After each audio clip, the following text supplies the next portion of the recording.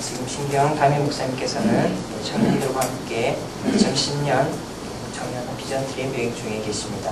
많은 관심과 기도로 후원해 주시면 좋겠습니다. 지난주 주일을 기점으로 교회학교 여름 행사 수련회가 은혜 중에 잘 끝났습니다.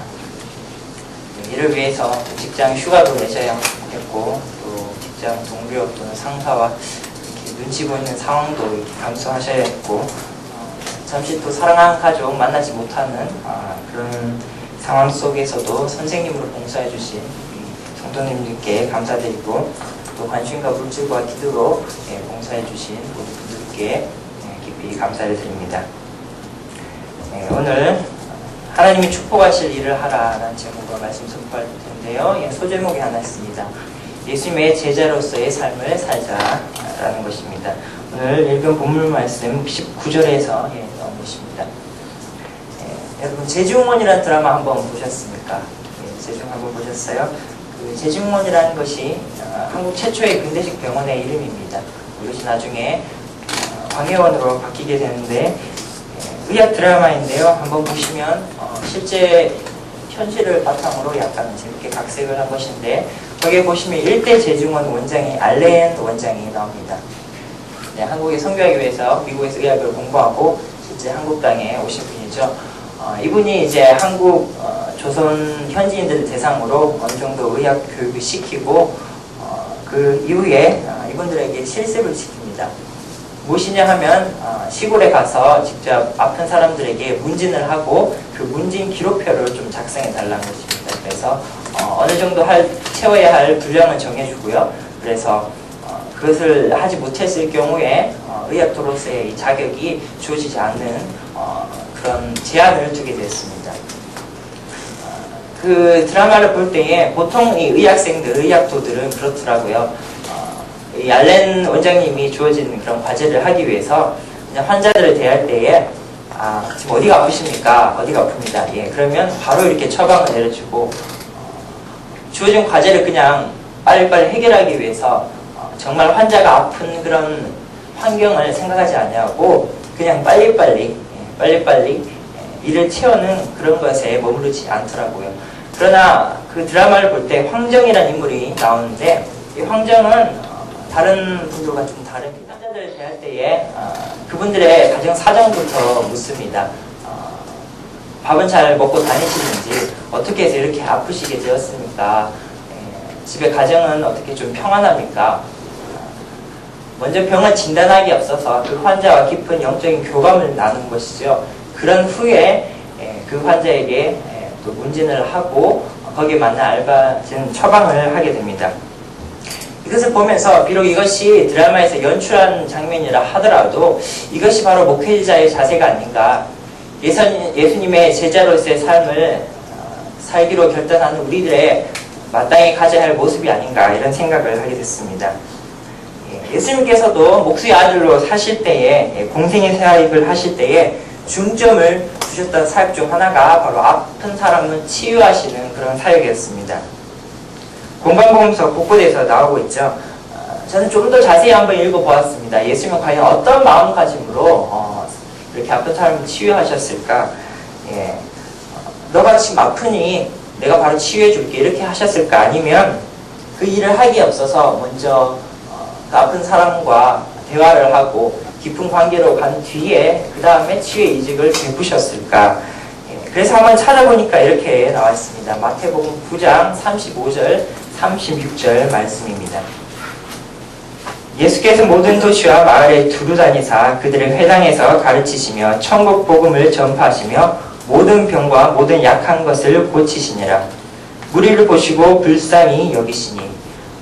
마태복음 14장 14절에는 또 이렇게 나와 있습니다.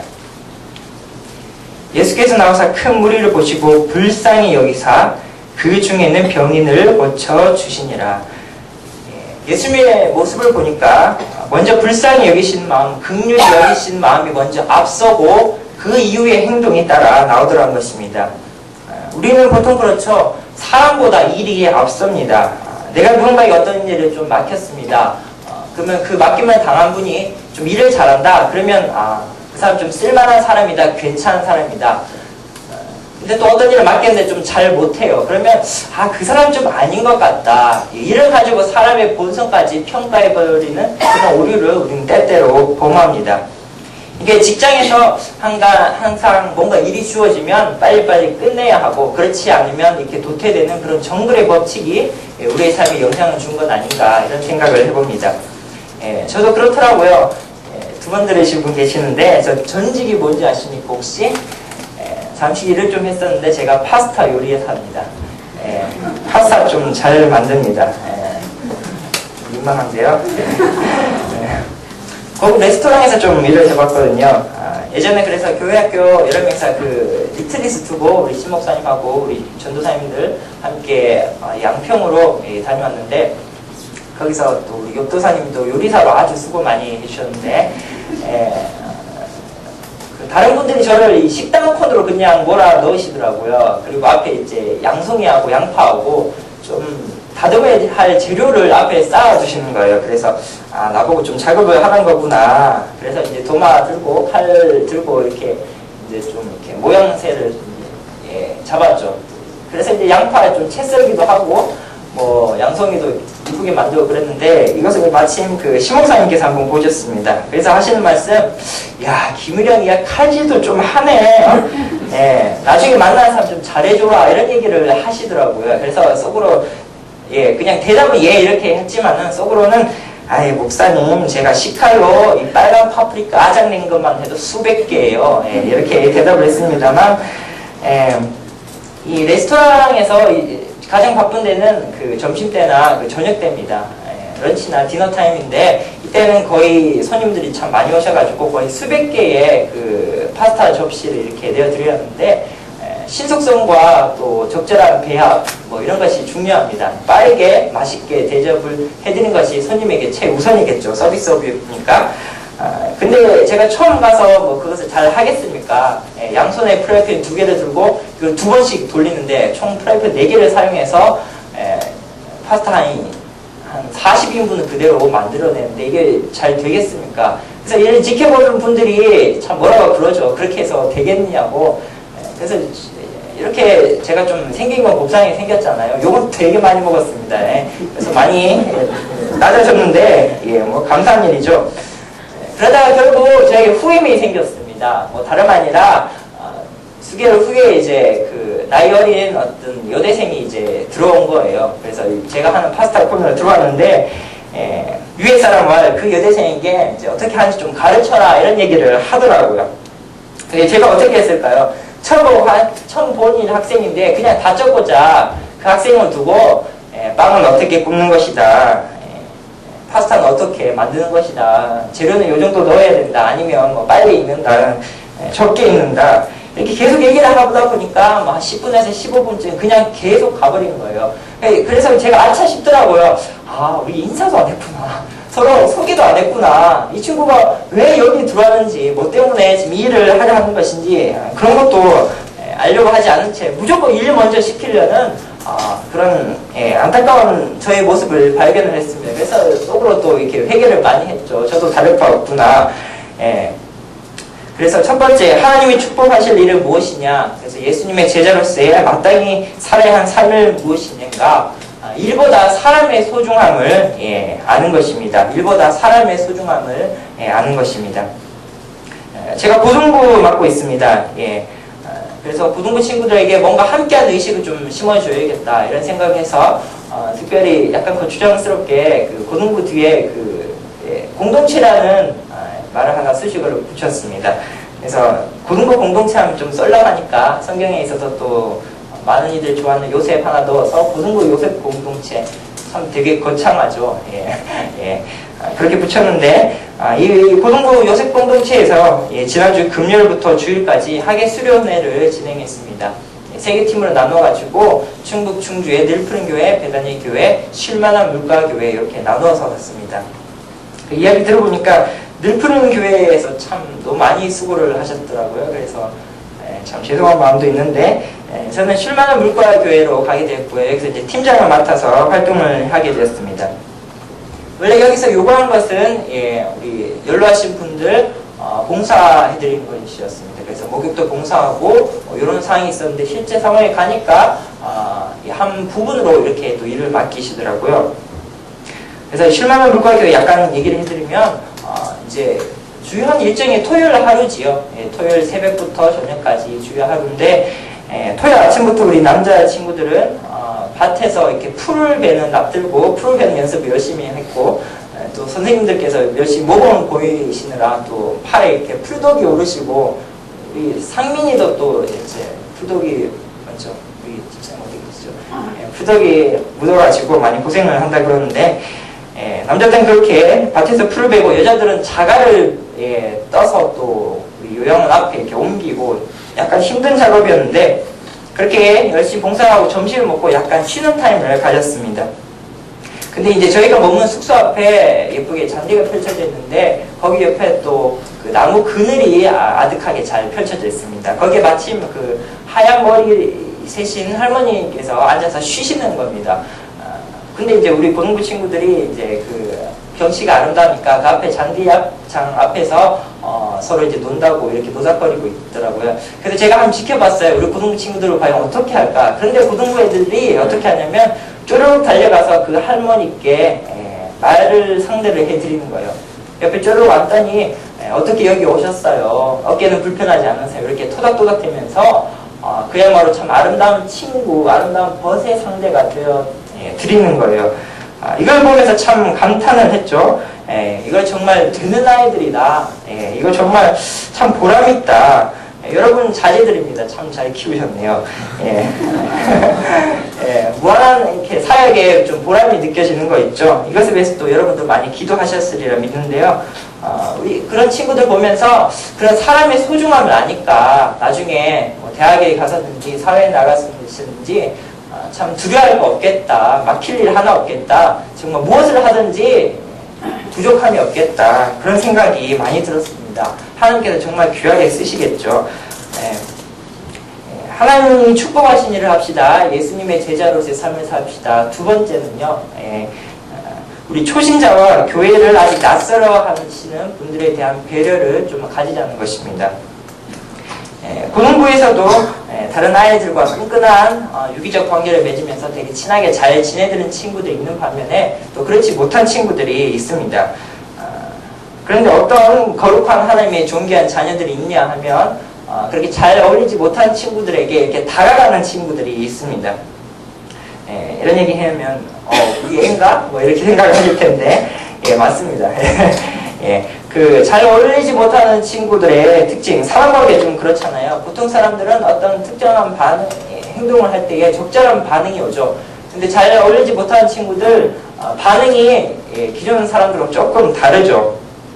그런데 우리 이 선한 친구들은 그런 적절하지 못한 반응하는 친구들에게 다가가서 같이 웃어주고 같이 이야기 들어주고 귀한 친구가 되어 보이더라는 것이에요.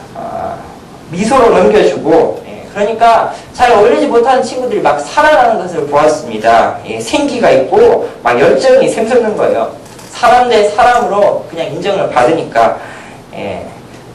그래서 수련회 간 친구들은 전부 이제 세계교회에서 거기에서 주일 예배 때 댄스를 하고 또 춤도 추고 얼마나 연습 열심히 하고 그랬는데 이번 고등부 요소공동체 수련회 주제가 그리스도 안에서 하나 된 우리 시즌2였거든요.